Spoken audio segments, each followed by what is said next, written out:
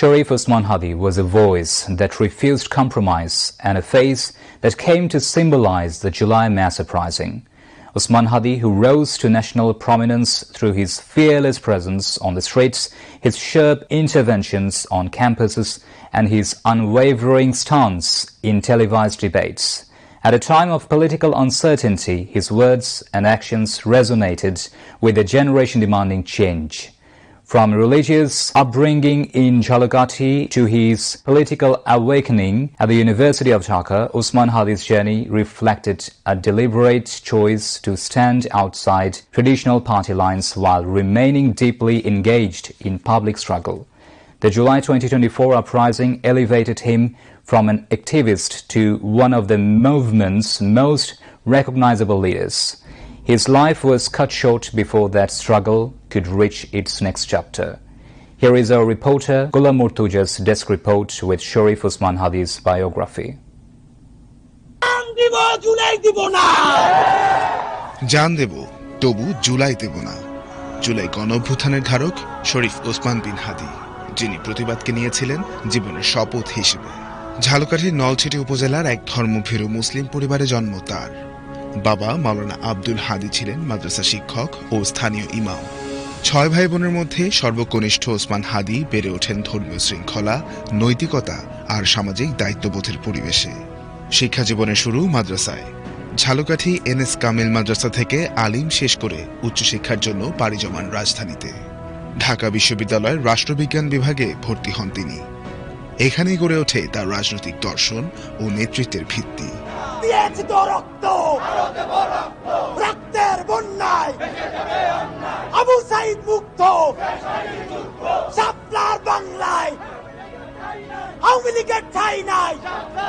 বিশ্ববিদ্যালয় জীবন থেকেই তিনি ছিলেন স্পষ্টভাষী ও প্রতিবাদী।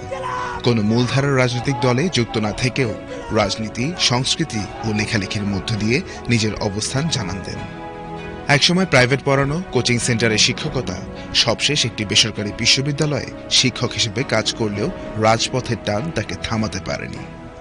2024 সালের জুলাই গণঅভ্যুত্থান ওসমান হাদির জীবনের মোড় ঘোরানো অধ্যায়।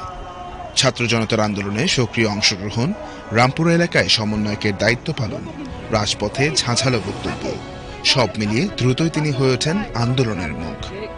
একটা কথা বলি, আপনারা সবাই আমাদের ভাই। জুলাইয়ের সাথে যদি গাদ্দারি করেন, আমার বাপেও আমার বাপ না, ঠিক? আমার মা আমার মা না, আমার সন্তান আমার সন্তান না, ঠিক?